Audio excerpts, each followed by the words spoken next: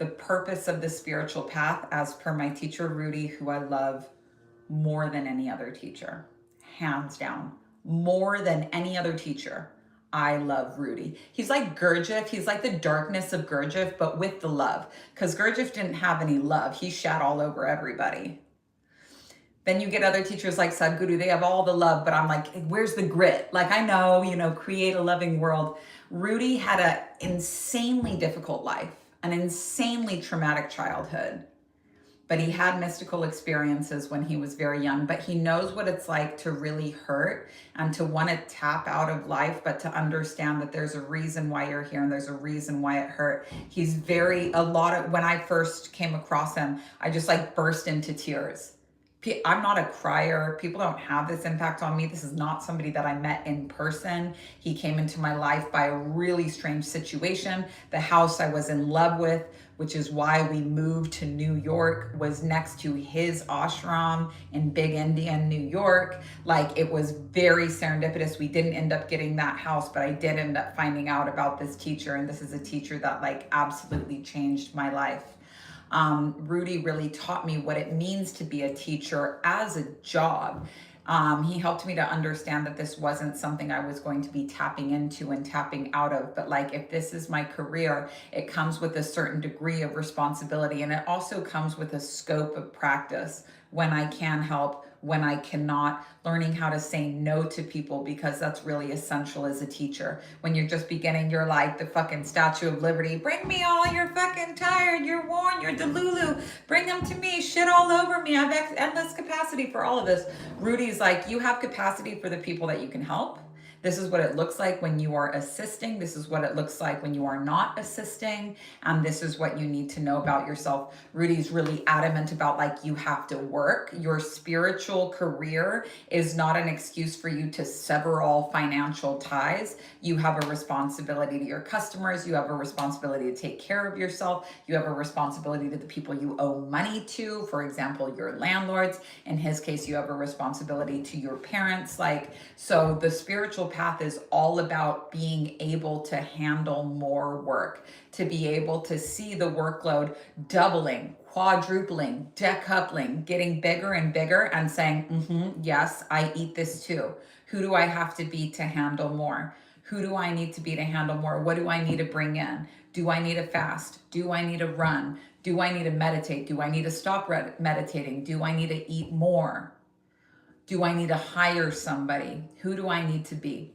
And most remarkable about Rudy is that he literally, when he died, he literally exploded in a plane crash. He literally exploded in a plane crash where everybody else survived. It was a small little plane going up to the Catskills. And he knew the whole fucking plane trip that he was going to die. And he went on that plane anyway. He knew the whole plane trip that he was going to die. And calmly, while it's chaos in the plane because the conditions are terrible and they're about to smack into the mountain on this literally 1.5 hour plane ride, he's calmly dictating his last words, his book, and his last words were a deeper sense of surrender. And he literally exploded in a plane crash.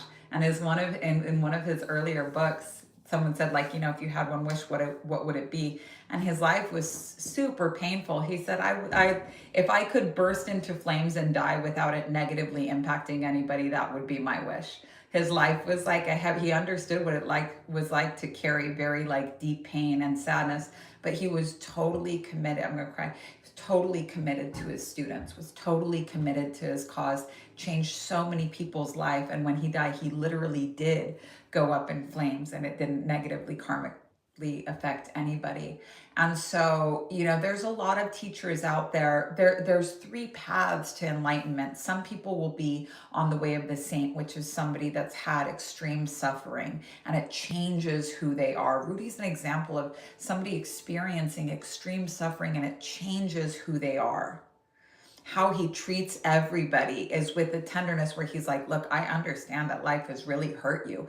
And I wish I could tell you that life's never going to hurt you again now that you've found me, but it's gonna a lot. And I just want you to know that I understand that. And the safety that you feel with somebody like that, it changes. Their suffering has changed them. And it's not just the suffering that life has handed to them. Then they go and put themselves through the ringer. They go and put themselves through the ringer. How can I suffer more? Do I need to get sober? Do I need abstinence? How can I do this? Because above all else, I want to grow. My spiritual practice is the most important thing to me. That's the way of the saint.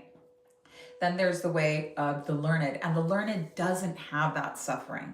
This is somebody that's born with privilege. And for people born into privilege, I hear from a lot of people, oh, I just wish I had trauma because it would be easier for me to sell things as a coach. You need to know that there's a 1/3 lineage just for you. And there's beautiful teachers that have come out of that. Alan Watts, Neville Goddard, Idris Shah. Wonderful teachers have come on the path of the learned. Somebody, Madame Blavatsky, like all of these teachers had the resources to go and travel. They weren't born into trauma. Even Ram Dass, who I would say is more on the path of the saint, but even because he stuck to one lineage, the path of the saint will stick. It's the only one of the 3 paths that'll just stick to one line of teaching. Catholicism all the way through, Hinduism all the way through. The learned and the sage, which we'll talk about, sample many different ones.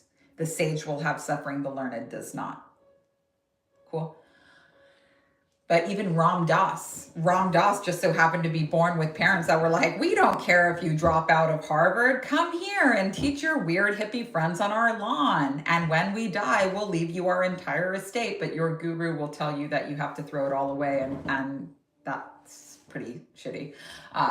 But Ram Dass was clearly not suffering about that at all. But suffering financially, a little bit. And I know because I was on his newsletter list all the way up until the end of his life. Amazing teacher. Probably didn't even fucking care about money at all. But his followers sure had to be like, we need donations to keep this running. There's medical bills and there's the estate and everything like that. So I was very happy when Rudy's like, just keep working so that you don't have to ask other people for money because it would distract you from what you're trying to do. Is Rudy right and Ram Dass wrong? No. Is Rudy right for me?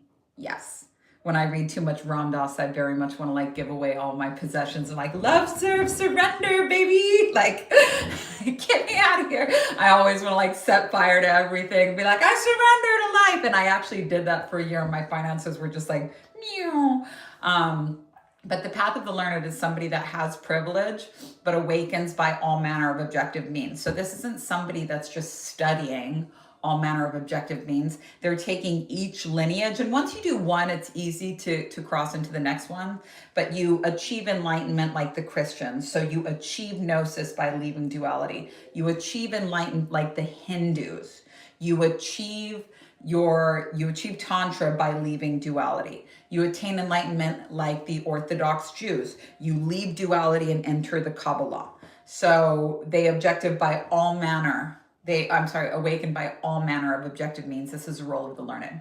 And then there's the role of the sage. And the sage is someone who, like the saint, had a higher than average gradation of suffering, which changed who they were being. So they have this one side of them that knows what it's like to really hurt, and they treat people with a gentleness that other people wouldn't. But then they awaken by all manner of objective means. So they're not ever just teaching Hinduism. They're not ever just teaching Gurdjieff. They're teaching a variety. They're contrasting and comparing from all of the different practices.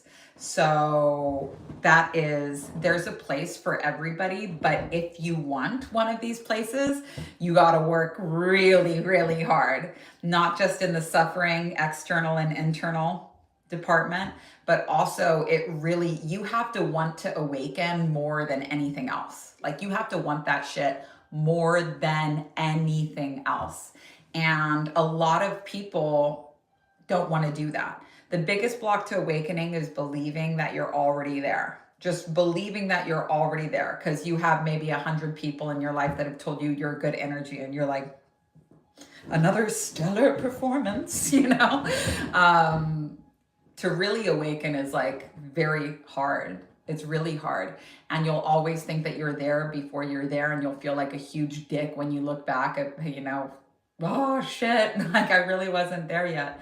But when you actually do it, you'll be really humble, because you'll realize that at the point in your life where you felt like you knew the most and people around you were telling you you knew the most, you knew the least. And then you have a different way of like how you want to represent yourself. Intelligence is knowing where you are. So knowing where you are in the spectrum of enlightenment, like I have not even met a level 3 teacher yet. Rudy, I'm sure is level 3 that just don't, like, Rudy could do the kind of things where he would touch you and you'd feel something, where he could remove trauma by putting his hand on your head, like legit miracles. Legit miracles. Like, imagine being able to remove decades of somebody's suffering through touch. Like, that shit is so wordless. Level 3 teachers are wordless. They're a living symbol. I've not even met one of these teachers in real life. You know how much fucking inner work and how much seeking and how much not being satisfied I would have to do to even meet a teacher at that level? So I got a lot of work to do, but fuck me, I really hope that I get to meet a teacher. I like, do the trick, like Frozen, do the magic. Like, that's what it is. But there's a verse in Proverbs that says, one thing have I desired of the Lord, and that will I seek after, that I may dwell in the house of the Lord all the days of my life, to behold the beauty of the Lord and to inquire in his temple. So there's only one thing that I want out of my life. This is the most important thing to me. It comes before my family and my kids. One thing have I desired of the Lord, that will I seek after. I'm going to look for this every single day for the rest of my life. That I may dwell in the house of the Lord all the days of my life. So where is the house of the Lord? We're in it.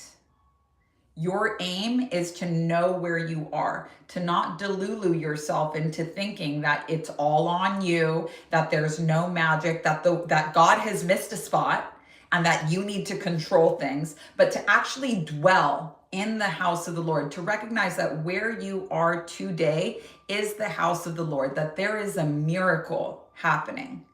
That Sistine Chapel painting of Adam, lazy, limp dick, chubby boy, and God like reaching with all of the angels, reaching in the shape of a brain, every muscle flex, reaching for Adam with all of his might. And Adam's like, nah, I have a headache. And when you get close to the fingers, you see that they're like this. All Adam would have to do to catch God and get all of that power is lift one little knuckle like that, and gets all the power of God. To lift your knuckle is to ask to see the miracle. To get all the power of God, all you have to do is ask to see the miracle. If you study in fourth way and you're like, what's my chief aim? Your chief aim is to see the miracle, is to ask to see the miracle. You ask to see the miracle, you get the power of God. Where do you dwell? In the house of the Lord. All the days of your life that you ask to see the miracle, it's there. To behold the beauty of the Lord. So when you're in the house of the Lord, you're like, I like what you've done with the place. To behold the beauty of the Lord, but most importantly, to inquire in his temple, to be able to ask questions like, how do you do that? That's the only thing that I want out of this life. This is my number one mission. This is my number one aim. And I am only a fresh little baby in level 2. So if this much joy and this much possibility and this much wealth and conversations like these are what I get for this hard work, imagine where it could go, and imagine where it could go for you. I'm telling you, it's delight, but it's going to cost you everything you thought you wanted. So I'm looking at you right now, all of my students in school. How bad do you want it? How bad do you want it? Do you want it enough to not get tired? Do you want it enough to recognize that every single suffering has your name on it? Do you want it enough to stay a student, to when there's something in your life that you're not happy with, to recognize that somewhere, someone has the answer? And that if you are disciplined and that if you are dedicated, you can get that answer from them. Or when you're at a state in your life where nobody has the answer, no one has the answer. Should I be with this person or not? Should I burn my business down or not? That within you, there is the answer, but there's a good chance you're not going to like it. Will you listen anyway? It's worth it, I swear to God. But a lot of people, when we talk about the different levels of teachings, they're like, to my bio, change the bio. I am the sage. The only reason I warn you about this is because I've done this. And right when you're graduating, when you're leaving the exoteric and going into the mesoteric, you are at your most embarrassing because your ego is clinging to duality with everything it has. At the time that I was calling myself an awakened sage, enlightened, yada, yada, when you're there, you don't have to tell anybody about it. What's your official title? I don't know, officer. You know, I don't know. We can do the alphabet backwards for you. Like, who fucking cares? But at the time that I was like, I'm an awakened sage, yada, yada, yada, I was like actively practicing black magic without knowing it, which means that when people did things I didn't like, when I didn't get my way, I'd be like, fine, you win, but I'll scare you. I'll scare you straight up. Because it feels really good when you get blamed for things or accused of being like a witch or whatever, and it hurts your feelings. The one thing that you can do back is be like, well, I'll scare the shit out of you. And it's so addictive. There's a reason why black magicians get so addicted to it, because it's fucking, if you think it's cool, or, you know, if you aspired for a while to have everyone like you, and then you get a taste of everyone fears you, it's that pussy taste, you know? It's like, woo! It's very delightful. It's more delightful than it should be, and it's really hard to drop. But the reason why I warn people, like, don't run to your bio yet, is because I cringe era, looking back on what my behavior was doing. And you know me, like, I'm a loose cannon. So I was, you know, of course, posting all about it on my stories, posting all about it on my Instagram, but while constantly labeling myself as being like an enlightened master. Fucking cringe, bro.